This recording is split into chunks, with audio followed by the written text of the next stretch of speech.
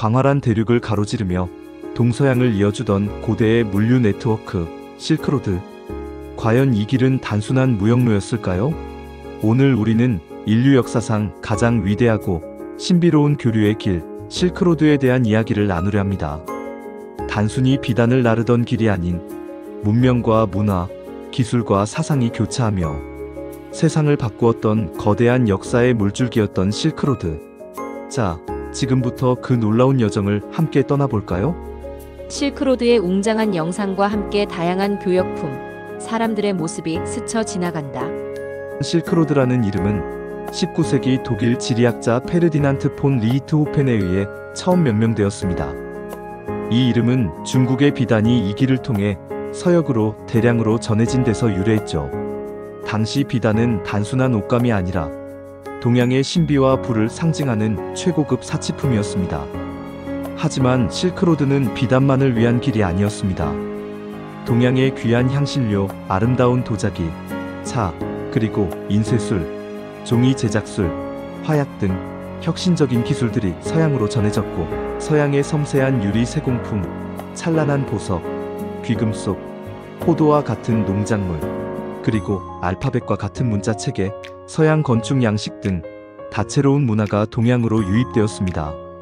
실크로드는 단순히 물건을 교환하는 상업적인 길을 넘어 인류 문명의 위대한 만남과 융합이 이루어지는 장이었습니다. 이곳에서 새로운 아이디어와 지식이 끊임없이 교환되고 발전했습니다. 실크로드의 주요 경로를 보여주는 지도 애니메이션이 펼쳐진다. 육상과 해상 경로가 모두 강조된다. 실크로드는 하나의 단일한 길이 아니라 여러 갈래의 복잡하고 유기적인 네트워크로 이루어져 있었습니다. 크게는 동서양을 잇는 광대한 육상 실크로드와 해상을 통한 해양 실크로드로 나눌 수 있죠.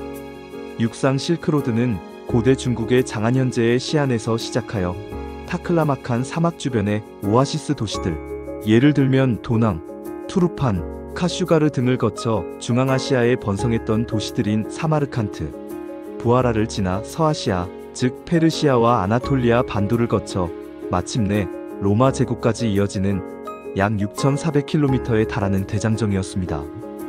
이 길은 사막의 뜨거운 열기와 험준한 산맥의 추위를 넘나드는 고난의 길이었지만, 이 길 위에서 수많은 상인들과 여행자들, 모험가들, 그리고 종교인들이 서로 다른 문화와 지식을 교류하며 인류의 지평을 비약적으로 넓혔습니다. 이들은 단순히 물건을 사고 파는 것을 넘어 서로의 삶의 방식과 사고방식을 이해하고 영향을 주었습니다. 낙타 대상들이 사막을 횡단하는 웅장한 영상, 오아시스 도시의 번화한 시장 풍경, 다양한 민족들이 어우러지는 모습이 교차한다. 실크로드가 수천 년 동안 번성할 수 있었던 배경에는 여러 요인들이 복합적으로 작용했습니다. 첫째, 각 문명이 생산하는 독특하고 귀한 상품들이 존재했기 때문입니다. 중국의 비단이나 도자기, 인도의 향신료처럼 다른 곳에서는 쉽게 얻을 수 없는 독점적인 상품들은 교역의 강력한 동기가 되었죠. 이러한 희귀성과 가치는 상인들이 목숨을 걸고 험난한 길을 나설 만한 충분한 이유가 되었습니다. 둘째, 강력한 중앙 집권 제국들의 등장이 안정적인 교역 환경을 조성했습니다.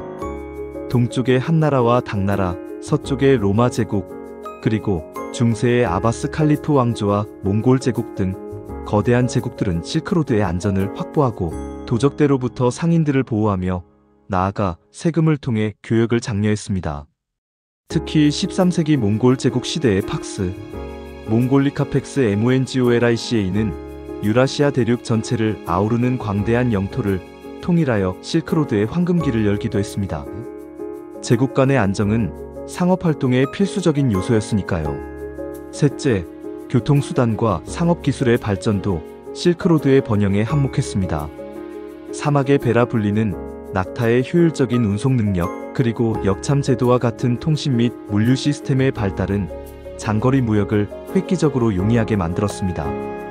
또한 신용거래나 환호음과 같은 초기 형태의 금융 시스템의 등장은 상인들이 막대한 현금을 가지고 다니는 위험을 줄여주며 교역량을 증가시켰습니다. 이러한 요소들이 유기적으로 결합하여 실크로드는 인류 문명의 대동맥 역할을 수행할 수 있었던 것입니다.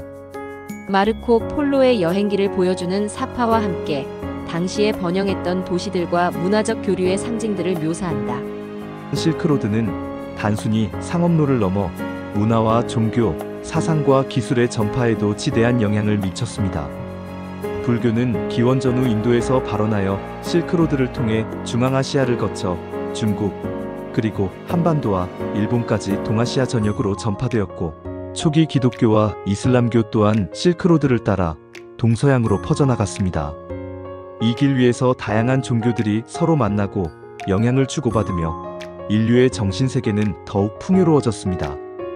또한 동양에서 발명된 혁신적인 기술들인 종이 제작술, 나침반, 화약, 인쇄술 등은 실크로드를 통해 서양으로 전해지면서 유럽의 과학기술 발전에 결정적인 영향을 미쳤습니다.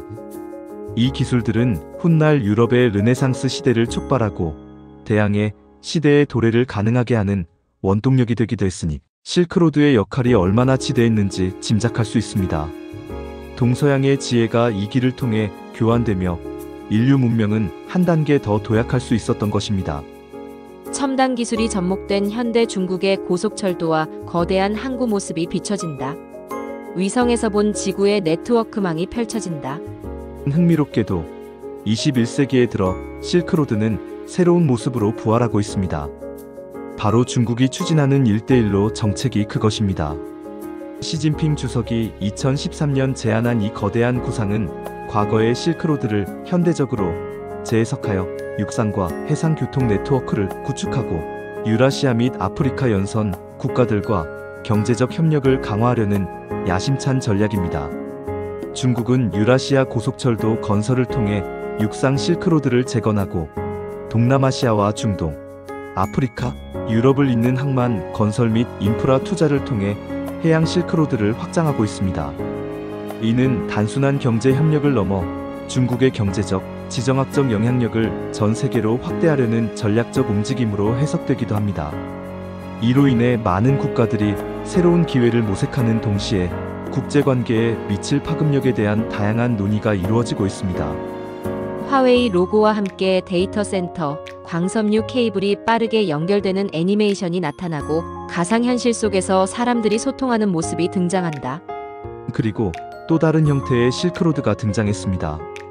바로 디지털 실크로드입니다.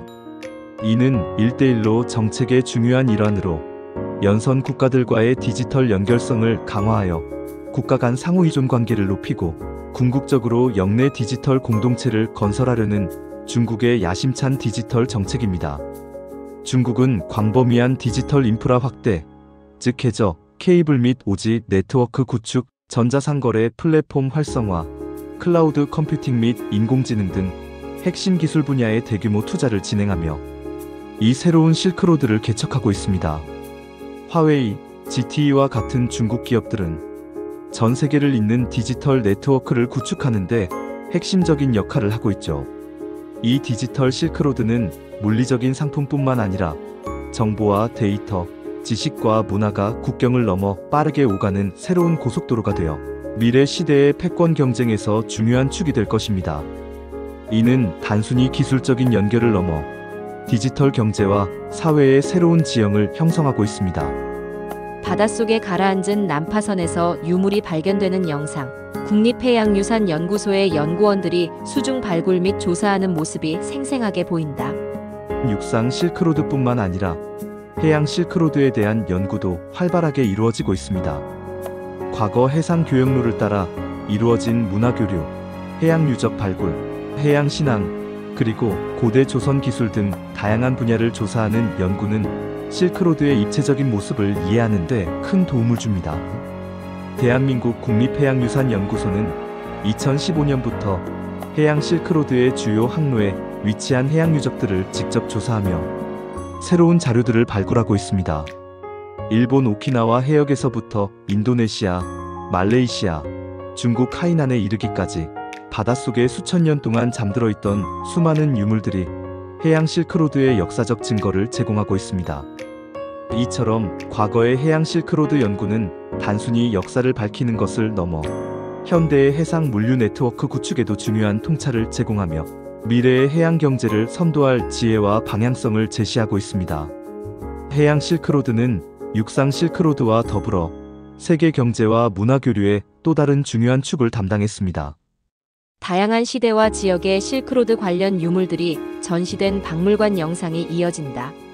디지털 복원된 유물들이 3D로 구현된다. 역사적 실크로드 무역에 대한 연구 또한 끊임없이 진화하고 있습니다.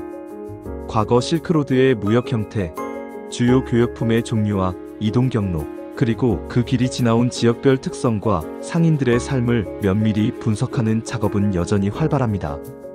특히 특정 국가나 지역이 실크로드 무역에서 어떤 역할을 했는지에 대한 심층적인 연구는 실크로드의 복합적인 면모를 드러내줍니다. 예를 들어 과거 서하 왕조의 실크로드 무역 연구는 이들이 어떻게 중개 무역을 통해 번성했으며 어떤 교역품들이 오갔는지 구체적으로 밝혀내고 있습니다. 또한 각 지역의 문화와 종교가 무역에 미친 영향, 실크로드 도시들의 흥망성쇠 등 다양한 관점에서 새로운 연구들이 진행되고 있습니다.